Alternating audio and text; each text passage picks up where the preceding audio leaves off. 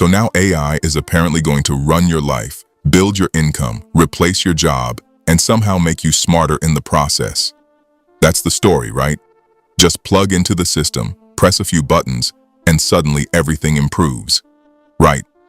And yet, most people are still doing the same work, just slightly faster and a bit more confused about what actually matters. Because here's the part nobody really wants to admit. If AI was as effortless as people make it sound, everyone would already be winning with it. The advantage would be gone. It would be normal. But it's not. Most people are still stuck, still experimenting, still unsure. And that gap between expectation and reality is where the truth actually is. AI isn't some optional extra anymore. It's not a tool you occasionally open when you feel productive. It's becoming part of the underlying system everything runs on. Your apps, your work, your decisions, even the information you see. And depending on who you listen to, it's either going to change your life forever or completely destroy it. One side says it's the biggest opportunity in history. The other says it's the end of jobs as we know them. Neither side is really paying attention, because what's actually happening is less dramatic, but far more important. AI is turning into infrastructure. The same way electricity, the internet, and cloud computing became things you don't think about, but everything depends on. And when something becomes infrastructure, it stops being optional. It becomes something people compete over, something countries plan around, something companies fight to control. That shift from tool to infrastructure is where things get serious. Because infrastructure isn't about features. It's about access, scale, and control. It's about who can build faster, operate cheaper, and move earlier than everyone else. And right now, that's exactly what's happening with AI.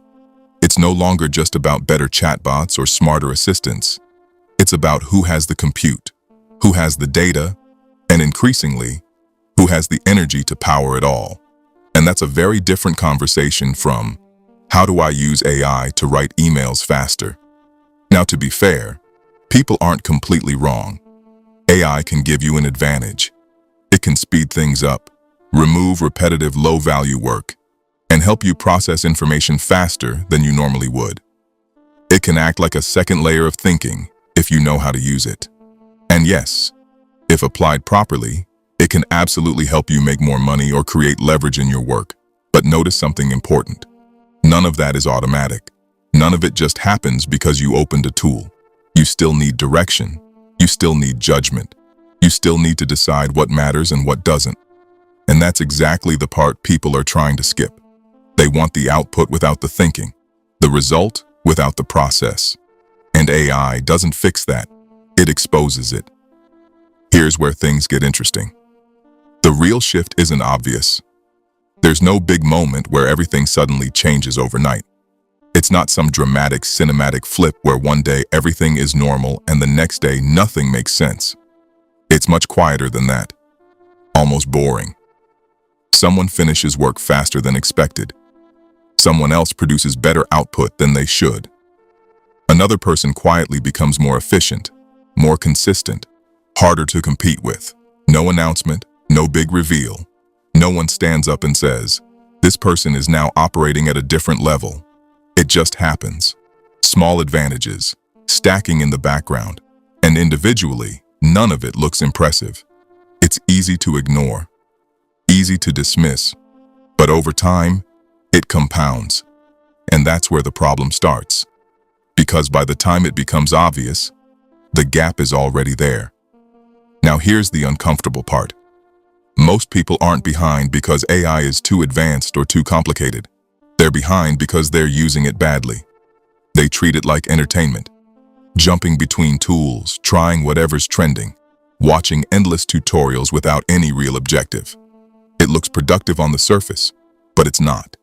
It's just activity. There's no direction behind it, no clear outcome, just noise.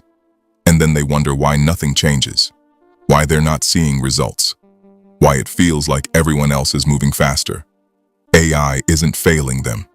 They're just not using it with any real intent. They're reacting instead of thinking, consuming instead of applying. Meanwhile, the people actually getting results are doing something very different. They're not trying everything. They're not chasing every update or new feature. They're focusing on specific problems, clear constraints, things that actually slow them down. And then they're using AI to remove those constraints one by one. It's not exciting. It's not flashy, but it works. And more importantly, it compounds. Because every problem you remove makes the next one easier to solve. Every bit of friction you eliminate increases your output without increasing your effort. That's where the real advantage comes from. So here's a simpler way to approach this. Stop treating AI like a shortcut and start treating it like infrastructure you can actually use. You begin with a problem, something specific that wastes your time, slows your workflow, or creates unnecessary complexity. Then you apply AI to that one thing. Not everything, just that. You solve it properly. You refine it. You make it consistent. And once that's done, you move to the next constraint. That's how you build an advantage. Not by doing more, but by systematically removing what gets in your way. It's less about adding capability and more about reducing friction. And over time, that changes how you operate completely. And this is where it gets bigger than just individual productivity. Because while most people are still figuring out how to use AI tools properly, companies and governments have already moved on to the next problem. Scale, power, infrastructure. Companies like Microsoft and NVIDIA aren't just building better models or faster chips. They're investing in energy. Real, physical energy. There are already serious discussions about using nuclear power to support AI infrastructure. Not as some distant idea, but as a practical solution to a growing problem. Because training and running large-scale AI systems requires enormous amounts of electricity. And as demand increases, that becomes a limiting factor. Even reporting from Axios has pointed out that AI demand is starting to influence global energy strategy.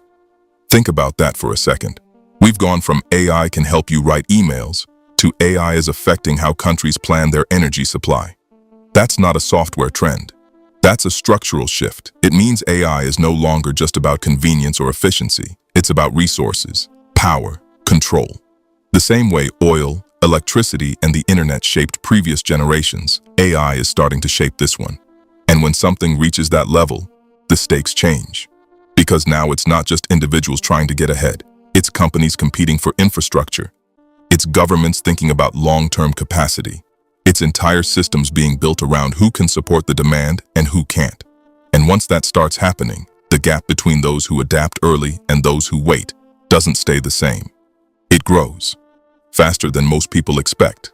Not because the technology suddenly accelerates, but because the people using it effectively never slow down. They keep refining, keep improving, keep compounding those small advantages. So no. This isn't some dramatic sci-fi moment where everything suddenly flips overnight. It's quieter than that, more practical, and honestly, more serious. Because what's actually happening is this. Small advantages are becoming structural. They're getting built into systems, into workflows, into companies, into entire economies. And once that happens, they're much harder to catch. Not impossible, but harder. Because you're no longer just catching up to a tool. You're catching up to a system that's been compounding without you. And that's really the point. This isn't about whether AI matters. That part's already decided. It's already being integrated at a level most people haven't fully processed yet. The real question is how you respond to it. Whether you use it deliberately, with clear intent and direction, or whether you keep treating it like background noise. Because one approach builds an advantage over time, and the other leaves you wondering why things feel harder than they should.